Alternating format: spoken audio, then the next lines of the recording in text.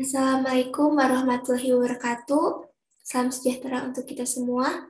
Alhamdulillahirrahmanirrahim. Puji dan syukur kita panjatkan kehadirat Allah Subhanahu wa Ta'ala yang telah memberikan kita rahmat dan karunia-Nya. Salawat beserta salam semoga tercurah limpahkan kepada Nabi besar Nabi Muhammad SAW. Yang terhormat Ibu Cucun Sulengsi SPD MPD selaku dosen pengampu mata kuliah landasan pendidikan. Izinkan saya memperkenalkan diri. Perkenalkan, nama saya Dita Rahayu yang akan membantu jalannya presentasi pada kali ini. Perkenalkan, kami dari kelompok 7 kelas 1A PGSD. Dengan anggota yang pertama ada Dini Handayani dengan NIM 2102211, lalu ada Dita Rahayu dengan NIM 2102265, dan ada Rere Anissa Putri dengan NIM 2105853. Sini kami akan mempresentasikan materi tentang filsafat dan landasan filosofis pendidikan. Adapun kami membagi materinya menjadi 4 bagian. Yang pertama ada pengertian filsafat dan landasan filosofis pendidikan. Pengertian filsafat akan dipaparkan oleh Dini Handayani, lalu pengertian landasan filosofis akan dipaparkan oleh Dita Rahayu, dan ragam aliran filosofis akan dipaparkan oleh Rere Anissa Putri. Yang kedua ada landasan filosofis pendidikan, idealisme dan realisme yang akan dipaparkan oleh Dini Handayani. Lalu yang ketiga ada landasan filosofis pendidikan pragmatisme yang akan dipaparkan oleh Dita Rahayu, dan ada landasan filosofis pendidikan nasional atau Pancasila yang akan dipaparkan oleh Rere Anissa Putri. Pengertian filsafat dan landasan filosofis pendidikan. Pengertian filsafat. Filsafat adalah kebenaran menyeluruh yang sering dipertentangkan dengan kebenaran ilmu yang sifatnya relatif. Karena kebenaran ilmu hanya ditinjau dari segi yang bisa diamati oleh manusia saja.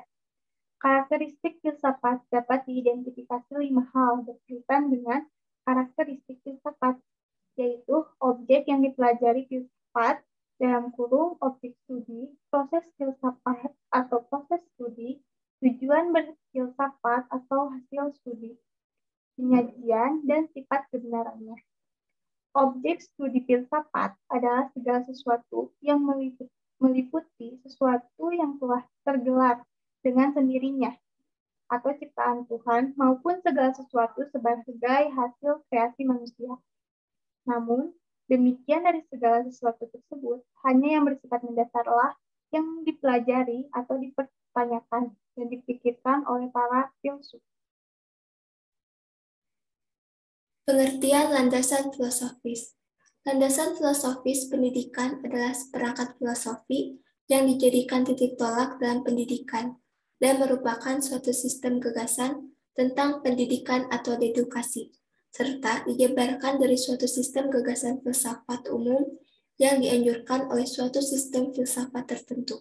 Terdapat hubungan implikasi antara gagasan-gagasan dalam cabang-cabang filsafat umum terhadap gagasan-gagasan pendidikan, yaitu berisi tentang gagasan atau konsep-konsep yang bersifat normatif atau perspektif.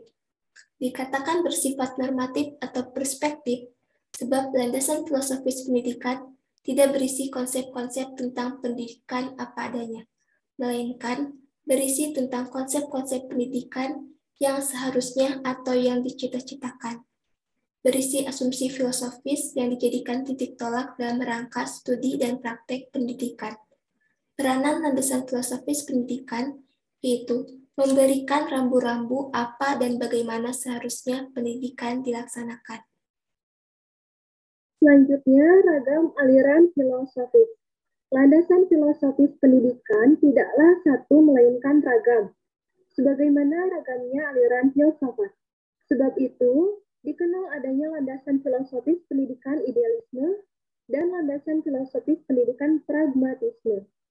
Implikasinya, penganut realisme mengutamakan metode mengajar yang memberikan kesempatan kepada para siswa untuk memperoleh pengetahuan melalui pengalaman langsung, misalnya melalui observasi dan praktikum, atau pengalaman tidak langsung, misalnya melalui membaca laporan-laporan hasil penelitian.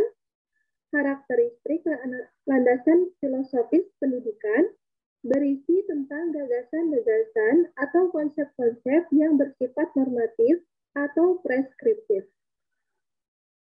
Landasan filosofis pendidikan dikatakan bersifat normatif atau preskriptif sebab landasan filosofis pendidikan tidak berisi konsep-konsep tentang pendidikan apa adanya atau faktual, melainkan berisi tentang konsep-konsep pendidikan yang seharusnya atau yang dicita-citakan atau ideal, yang disarankan oleh filsuf tertentu untuk dijadikan titik tolak dalam rangka praktik pendidikan dan studi pendidikan.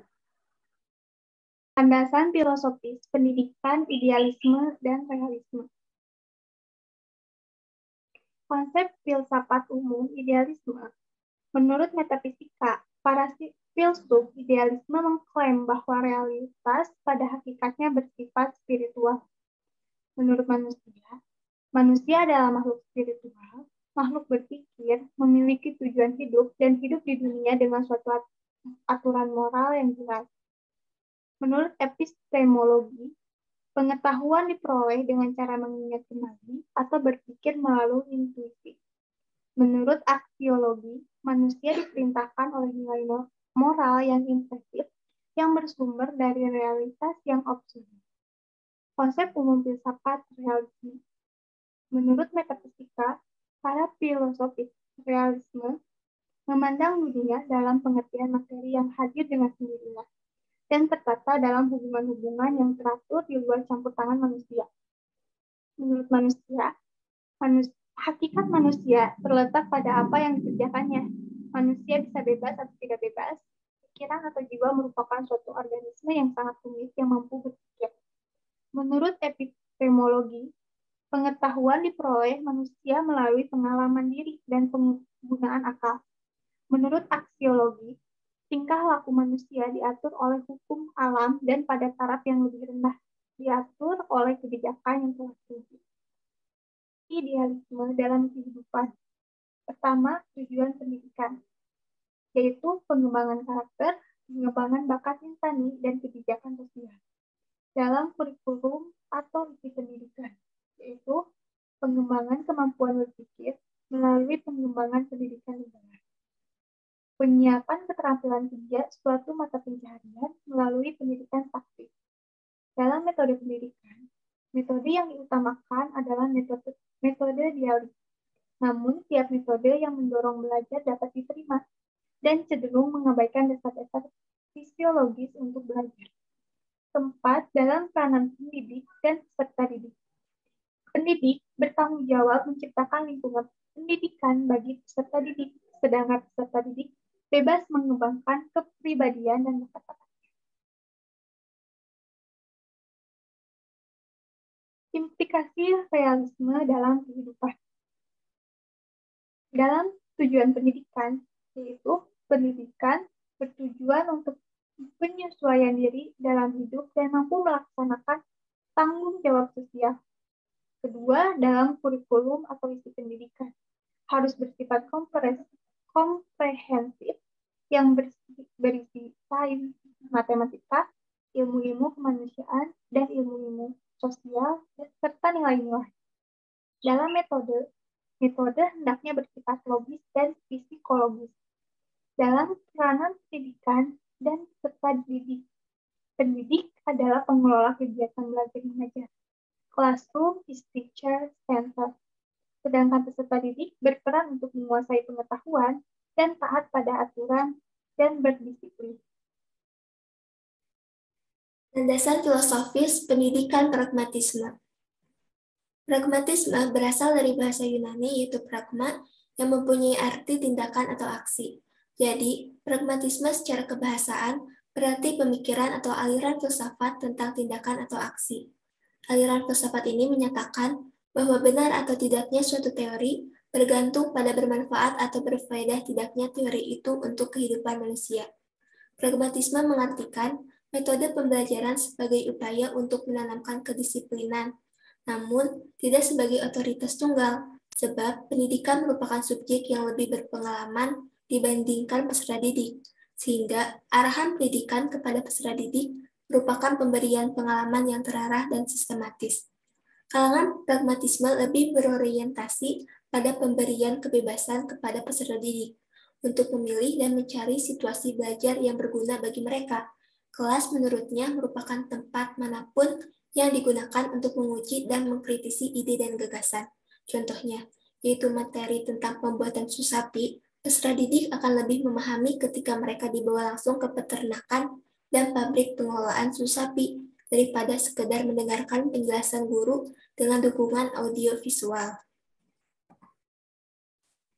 Implikasi filosofis pendidikan pragmatisme dalam kehidupan.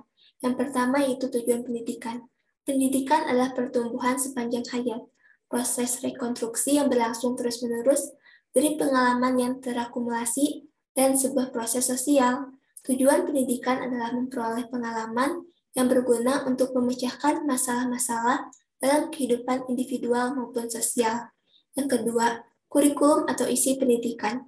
Kurikulumnya mungkin berubah. Warisan-warisan sosial dari masa lalu tidak menjadi fokus perhatian. Pendidikan terfokus pada kehidupan yang baik pada saat ini dan masa yang akan datang bagi individu. Dan secara bersamaan, masyarakat dikembangkan. Yang ketiga, metode.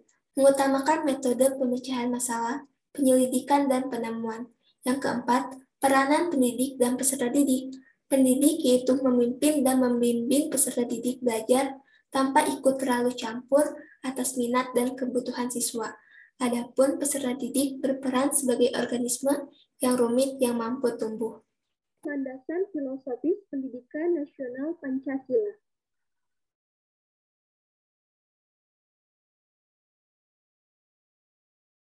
Filsafat pendidikan Indonesia berakar pada nilai-nilai budaya yang terkandung pada Pancasila. Pancasila adalah dasar negara Indonesia. Implikasinya, maka Pancasila juga adalah dasar pendidikan nasional. Undang-Undang Republik Indonesia Nomor 2 Tahun 1989